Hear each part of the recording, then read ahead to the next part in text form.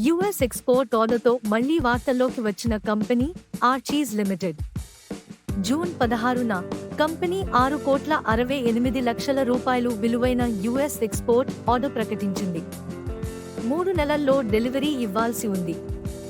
ఆ వార్త రాగానే షేర్ 8.55% పెరిగింది. Market response positive.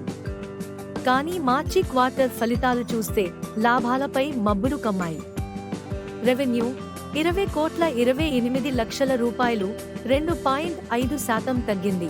ఎబిటా 1,38,00,000 రూపాయలు, 59% తగ్గింది. నికర నష్టం 1.1 కోట్లు.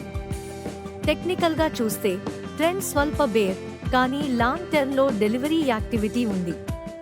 ప్రమోటర్ హోల్డింగ్ 62.29%, ఇది మంచి సంకేతం. ప్లెజ్డ్ షేర్స్ లేవు.